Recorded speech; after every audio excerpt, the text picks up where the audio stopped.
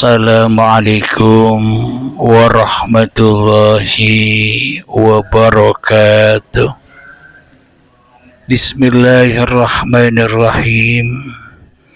Ashhadu an la ilaha illallah wa ashhadu anna Muhammadar Rasulullah.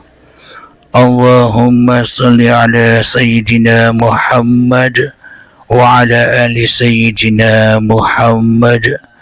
Rabbi shrah li sadri wa yassir li amri wahlul 'uqdatam min lisani yafqahu qawli. Amin.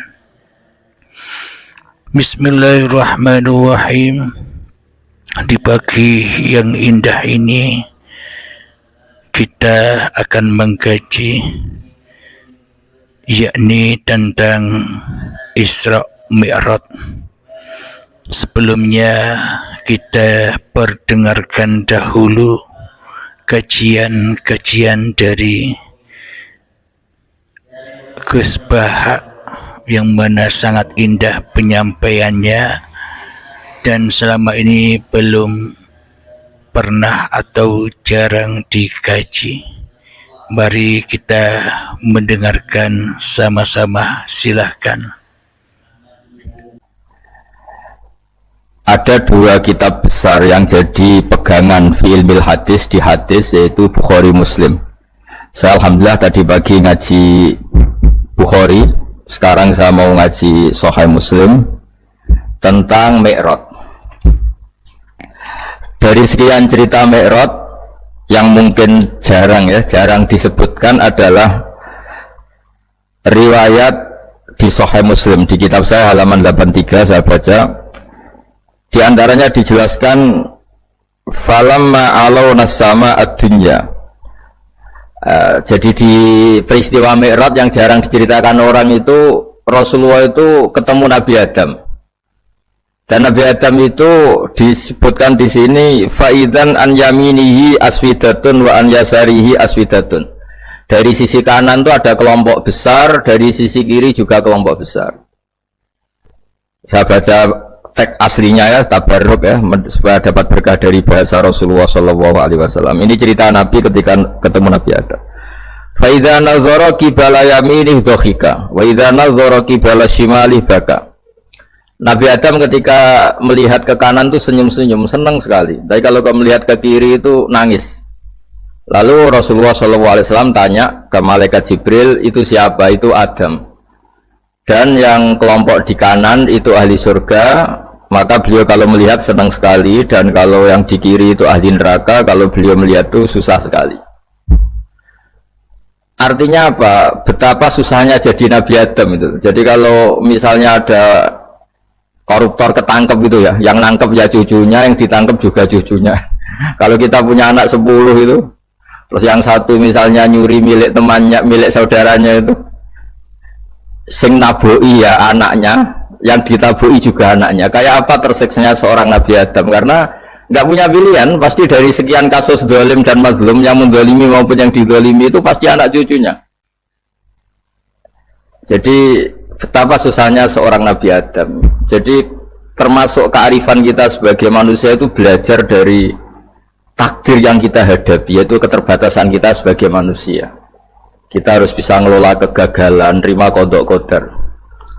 Makanya kata Mbah Mun, abahnya Gus Hasin itu sering cerita ke saya, iman itu paling dhuwur itu iman kodok kodar, khairihi wa syarrihi minallah. Kita harus punya kesiapan iman khairihi wa syarrihi minallah, bahwa segala kebaikan, segala syar itu sudah digariskan oleh Allah Ta'ala. Kita bisa apa sebagai manusia? Jadi pertama Nabi Muhammad ketemu di as-sama'i dunya, langit paling dekat, itu ketemu Nabi Adam dengan kondisi seperti tadi. Kalau melihat ke kanan itu senyum, karena itu anak-anak beliau, turunan beliau yang ahli surga.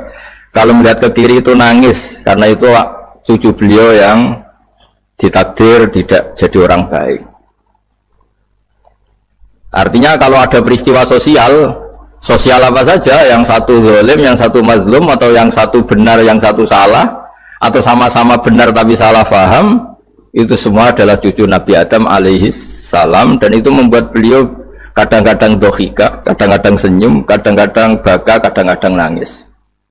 Jadi itu yang menjadikan tambahnya arifnya Rasulullah Shallallahu Alaihi Wasallam. Saya teruskan. Qultu ya Jibril man hadza qala hadza Adam wa hadhil aswida an yamini wa an shimali nasamu bani. Fa ahlul yamin ahlul jannah wal aswida allati an shimali ahlun nar. Fa idza nazara qibala yamini dhahika wa idza nazara qibala shimalihi baka. Itu seperti misalnya kita punya anak 5, yang satu sukses jadi profesor doktor atau jadi orang alim, yang satu sekolah aja gak naik, misalnya sudah gak naik, entekno dunya itu menghabiskan harta itu kan. Tapi barokahnya itu mungkin kita mau jadi sombong gak jadi gitu, karena punya anak yang gak sukses. Mungkin barokahnya punya anak gak sukses itu meredam keangkuhan kita, terus kita menjadi orang yang sopan dengan tetangga, dengan orang lain karena dipaksa punya hal-hal yang seperti itu. Jadi semua yang ditakdir Allah kalau kita ridho itu pasti baik. Karena ya kata yang ngarang kitab hikam itu, orang tawaduk itu kalau dinasehati pakai teks saja tidak cukup. Kalau punya utang itu tawaduk sendiri gitu. Guyonannya orang-orang kiai itu gitu. Ada orang sombong, supaya ada sombong kalau dia ketemu orang yang ngutangin itu pasti sopan sendiri. Jadi kalau dinasehati suruh sopan susah, tapi kalau ketemu orang yang ngutangin atau ketemu orang yang dia butuh pasti dengan sendirinya sopan sendiri. Alhamdulillahirabbil alamin. Kita sudah sama-sama mendengarkan kajian paparan dari Gus Baha tentang Isra Mi'raj. Di sini kami hanya menambahkan sedikit saja dari sisi yang lainnya. Gus Baha membahas syariatnya, membahas cerita-cerita manusianya, membahas hadis-hadisnya. Alangkah baiknya juga kita kaji tentang Al-Qur'annya, tentang ilahiyahnya. Bismillahirrahmanirrahim. Jadi sangat menarik sekali Gus Baha menceritakan tentang pertemuan antara Kanjeng Nabi Muhammad dan Nabi Adam. Inilah lambang Muhammad Rasulullah. Ketika Muhammadnya rela ridho kembali kepada keadamannya, ketika Muhammad rela ridho menyerah pasrah kepada Tuhannya, maka setelah itu diabadikan di dalam Al-Quran, Muhammad bukan kau yang melempar, aku yang melempar. Inilah bukti Isra Mi'rajnya Kanjeng Nabi Muhammad. Inilah bukti agamanya Kanjeng Nabi Muhammad. Inilah bukti Kanjeng Nabi Muhammad sudah bisa pulang kepada Tuhannya. Maka dari itu Kanjeng Nabi Muhammad diciptakan di dunia ini hanyalah sebuah contoh, yang mana contoh ini harus diikuti oleh seluruh manusia agar manusianya bisa inna lillahi wa inna ilaihi raji'un, supaya manusia dituhani oleh Tuhannya, supaya manusia tidak jadi Tuhan sendiri di dalam hatinya, supaya manusia tidak jadi Allah di dalam hatinya, dan supaya Allah nyata wujud zatnya bagi manusia yang berkuasa atas diri manusianya. Alhamdulillahirabbil alamin. Jadi menurut Al-Qur'annya di surat Al-Isra ayat yang pertama, Bismillahirrahmanirrahim. Subhanalladzi asra bi'abdihi laylan. Maha suci Allah yang memperjalankan hambanya. Jadi makna di dalam ini bukan Muhammadnya tapi hambanya. Siapa hamba Allah itu? Hamba Allah itu adalah seluruh manusia, itulah hamba Allah. Jika Isra Mi'raj ini hanya khusus buat Kanjeng Nabi Muhammad saja, maka ayatnya pasti tidak demikian bunyinya. Ayatnya pasti berbunyi, Subhanalladzi asra bi Muhammadin bin Abdullah. Pasti ayatnya bilang begitu. Bila memang Isra Mi'raj ini hanya khusus untuk Kanjeng Nabi Muhammad saja. Akan tetapi bukti dari ayatnya, Subhanalladzi asra bi 'abdihi lailan. Maha suci Allah yang memperjalankan hambanya di suatu malam. Jadi malam inilah yang dimaksud Adam. Malam inilah yang dimaksud gaib.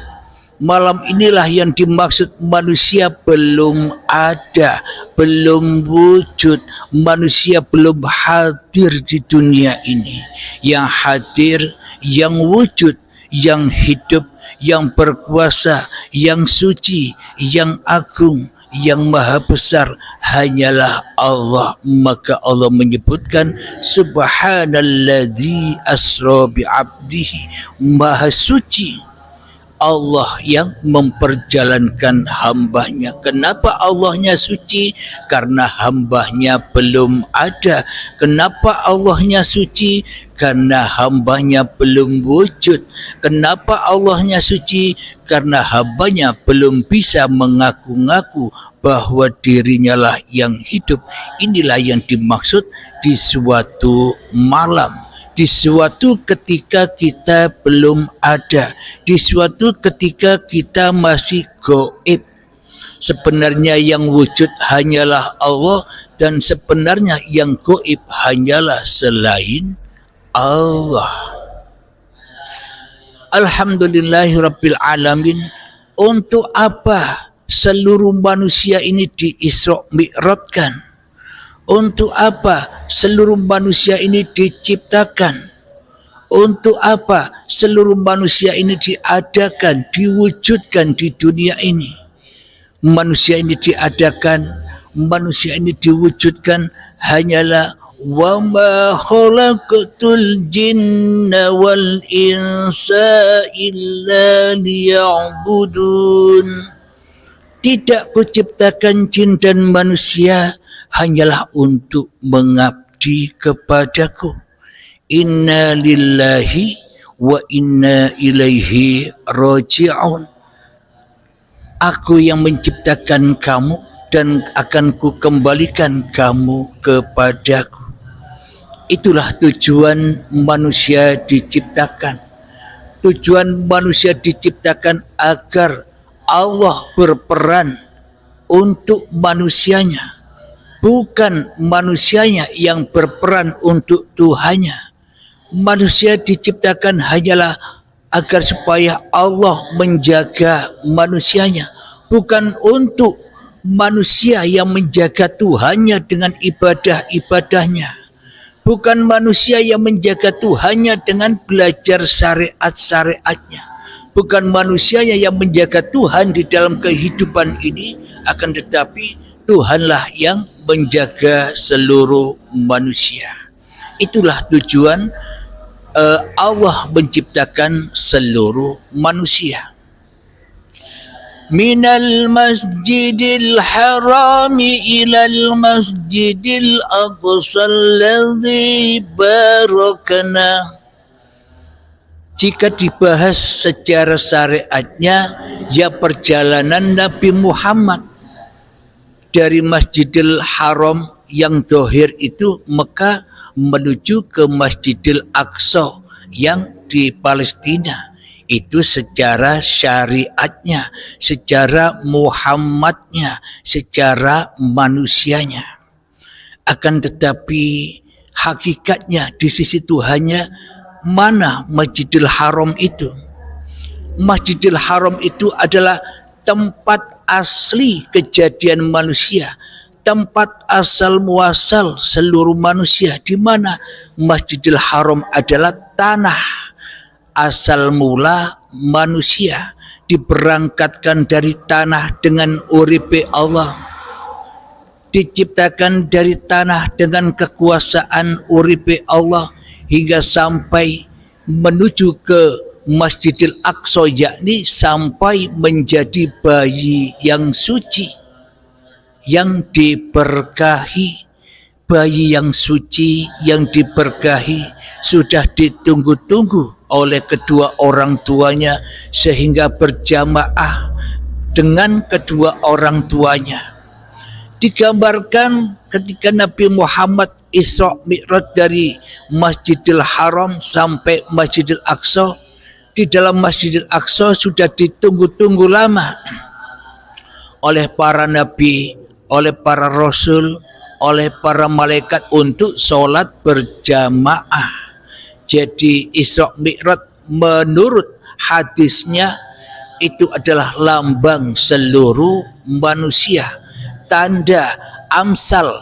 Jadi yang diceritakan di hadis itu yakni ceritanya seluruh manusia sesuai Al-Quran, bukan ceritanya Nabi Muhammad doang, tapi ceritanya Isra Mi'rajnya seluruh manusia, karena seluruh manusia juga sama-sama hamba Allah. Semua manusia juga sama-sama Rasulullah. Semua manusia juga sama-sama utusan Allah. Semua manusia juga sama-sama pesuruh Allah. Kalau tidak ada Allah, siapa yang merasuli manusia? Bila tak ada uripe Allah, siapa yang mengutus manusia? Bila tak ada uripe Allah, siapa yang menyuruh-nyuruh manusia? Akan tetapi kita selama ini tidak mau menjadi rasulnya Allah.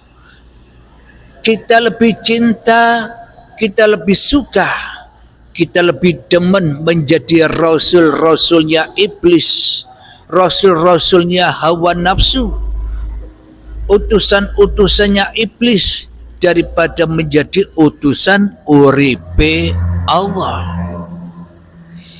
Inilah yang selama ini tidak pernah dikaji oleh manusia. Kenapa? Karena manusia lebih membela dirinya daripada membela Tuhannya. Manusia lebih membela agama hawa nafsunya daripada membela agama Tuhannya. Apa membela agama hawa nafsunya? Manusia ya merasa yang paling wujud di dalam hatinya daripada Tuhannya.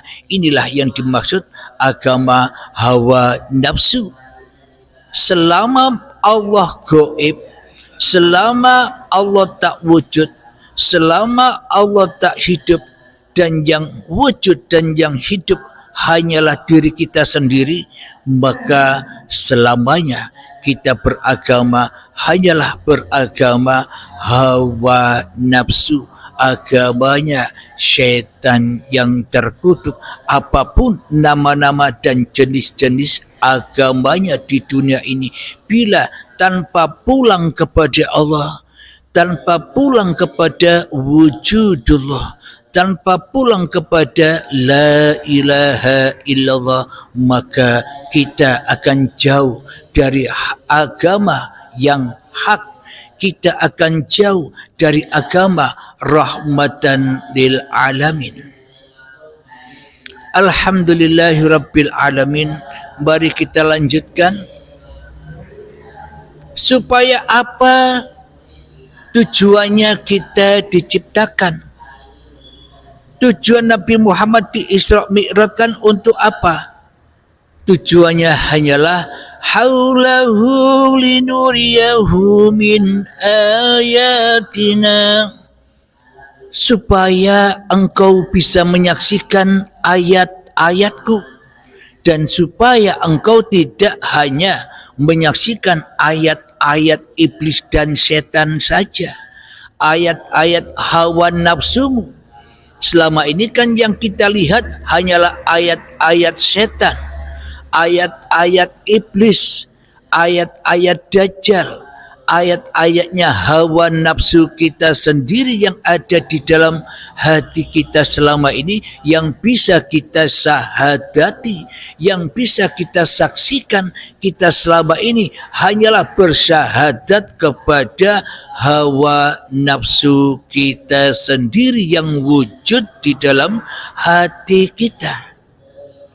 Karena itulah Allah menegaskan di dalam Al-Quran, Inna syaitana lakum aduwwum mubin. Sesungguhnya syaitan itu adalah musuhmu yang nyata bagimu. Jadi siapakah yang paling wujud di dalam hatimu? Jadi siapakah yang paling hidup di dalam hatimu?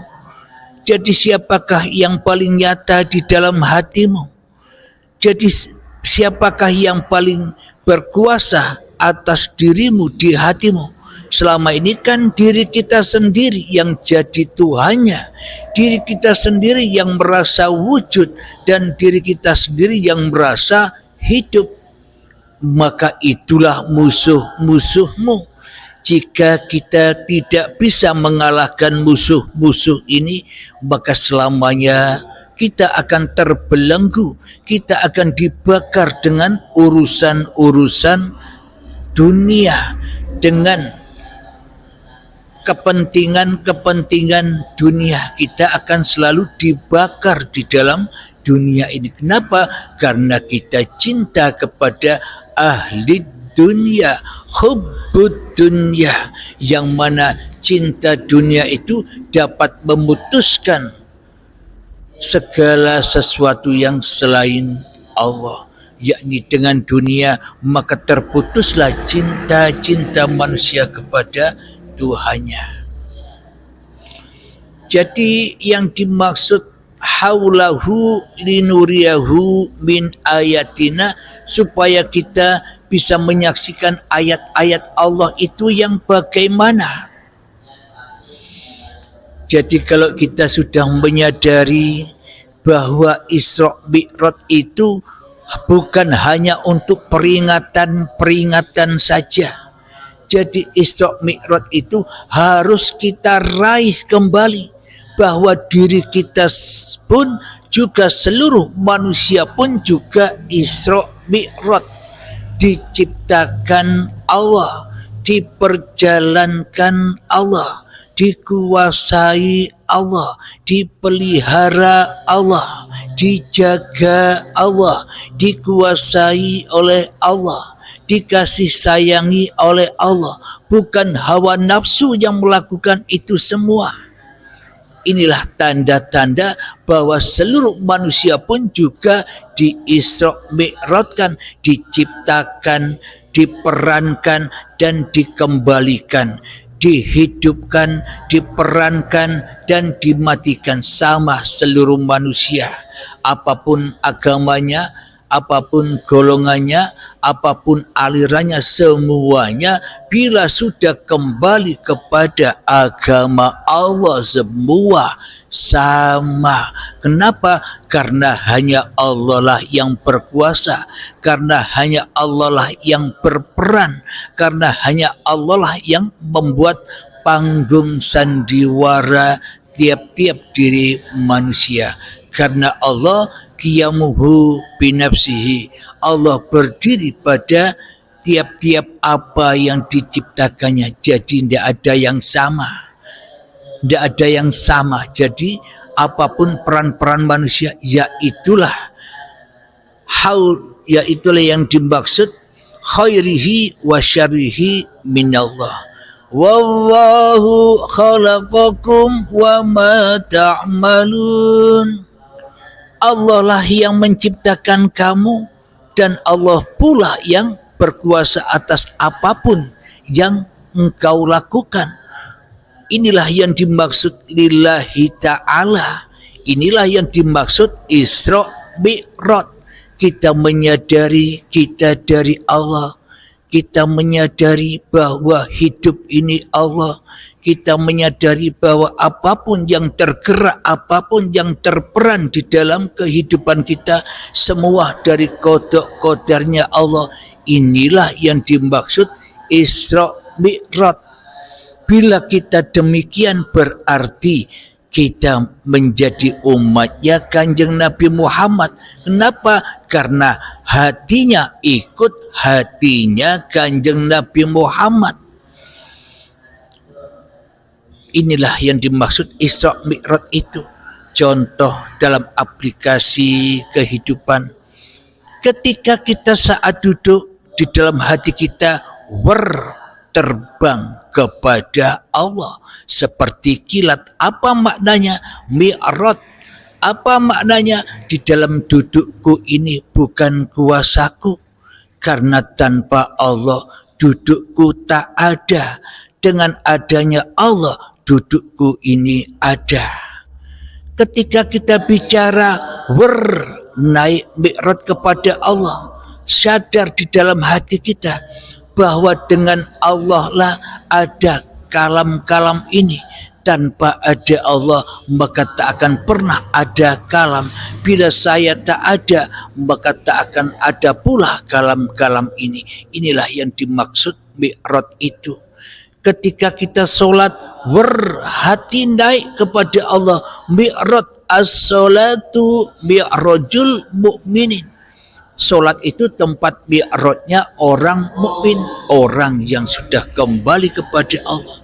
Ketika sholat di dalam hatinya terbang menuju kepada, inilah wujud nyatanya wujudullah yang menggerakkan badan, yang merukuk sujudkan badan, yang menguasai badan, yang merasuli badan, yang mengutus badan, yang menyuruh badan untuk apa saja sesuai dengan yang termaktub di dalam doa iftitah.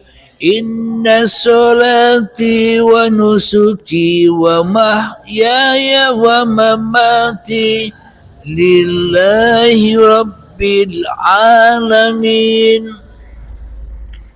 Sesungguhnya sholatku, ibadahku, bahkan hidup dan matiku semua hanya milik Allah.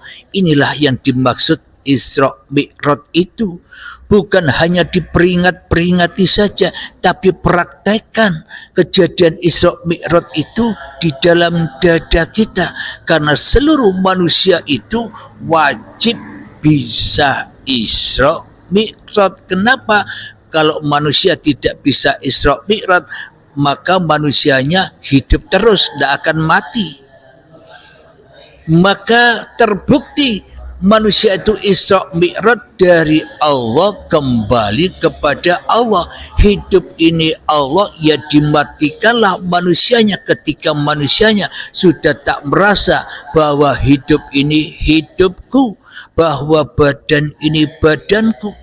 Maka manusia sudah melepaskan pengakuan-pengakuannya, sudah melepaskan jabatan-jabatannya, sudah melepaskan kemuliaan-kemuliaannya, sudah melepaskan badan-badannya, sudah melepaskan ilmu-ilmunya, sudah melepaskan amal ibadahnya, kembali menuju Allah.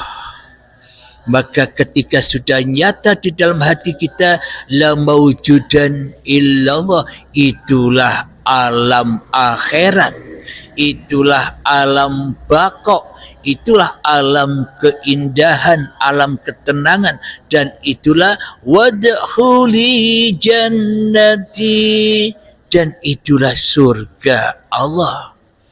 Bukan surga-surgi yang diidam-idamkan oleh seluruh manusia, yang sebenarnya surganya iblis dan setan, surganya Dajjal yang penuh sesak dengan urusan-urusan cinta dunia.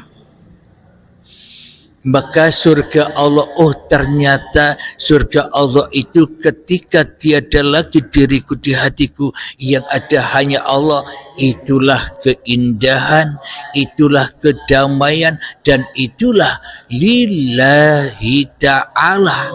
Apapun yang tergerak, apapun yang berlaku, entah itu duduk, solat, ibadah, bekerja, ngaji dan sebagainya, semuanya otomatis lillahnya. Kenapa? Karena manusia sudah tak berlaku lagi, karena manusia sudah menyadari bahwa aku hanyalah di Isra Mi'rajkan oleh Tuhanku yang menciptakan aku. Bagaimana mungkin aku dapat mentuhani diriku sementara diriku hanyalah dituhani Tuhanku yang mengadakanku, sedangkan diriku hanyalah dituhani oleh Tuhanku yang menghidupkanku, sedangkan diriku hanyalah dihidupi, dikuasai oleh Tuhanku yang berkuasa atas diriku.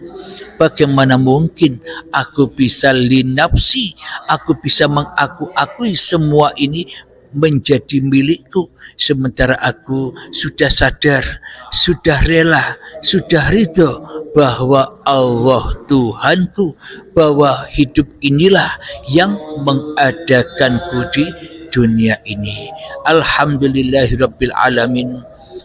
Jadi tujuannya Isra Mi'raj itu kalau dibahas dengan syariatnya, Nabi Muhammad setelah Mi'raj mendapatkan perintah sholat 5 waktu.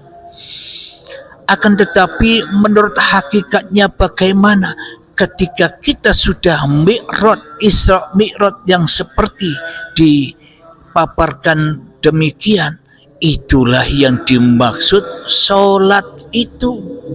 Jadi duduknya sudah bukan duduk manusianya, melemparnya sudah bukan melempar manusianya, itulah yang disebut sholat.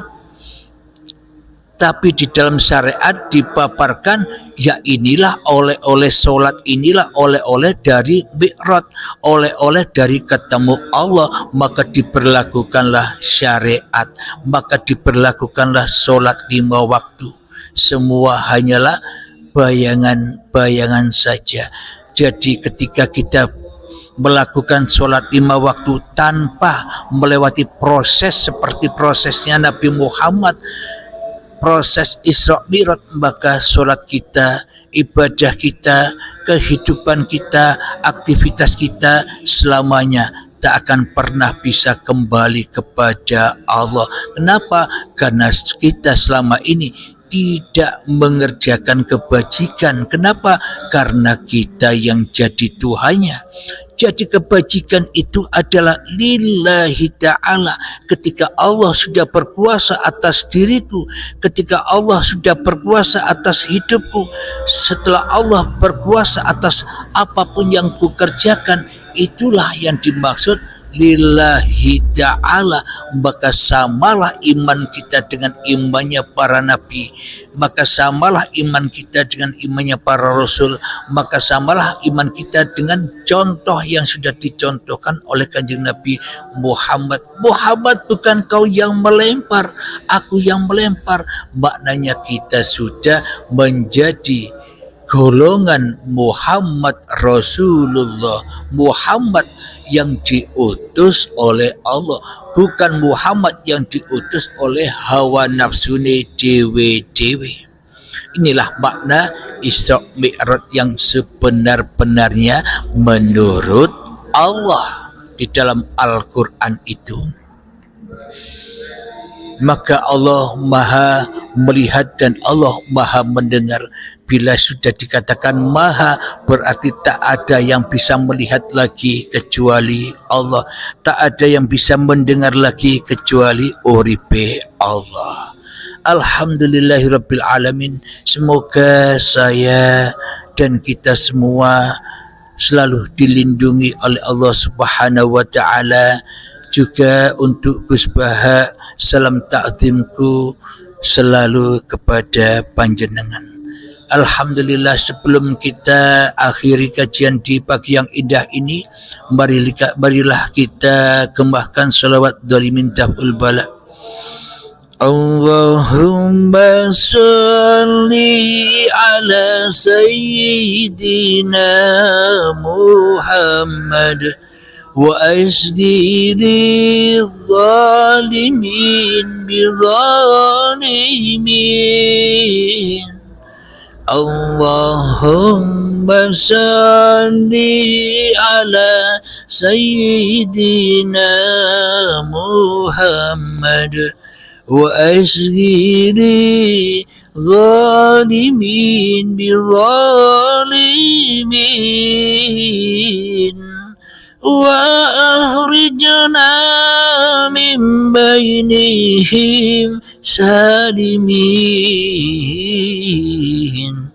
وعلى آله وصحبه أجمعين الحمد لله رب العالمين اللهم صل على سيدنا محمد وعلى آل سيدنا محمد اللهم يا قاضي الحاجات اللهم يا مجيب الدعوات اللهم يا رافع الدرجات اللهم يا محل المشكلات اللهم يا شافي الأمراض اللهم يا كافي المهمات اللهم يا دافع البريات اللهم اختم لنا بالإيمان اللهم اختم لنا بالإسلام بجاه سيد المرسلين ربنا آتنا في الدنيا حسنة وفي الآخرة حسنة وقنا عذاب النار وصلى الله على سيدنا محمد وعلى آله وصحبه وسلم والحمد لله رب العالمين آخر كلام السلام عليكم warahmatullahi wabarakatuh.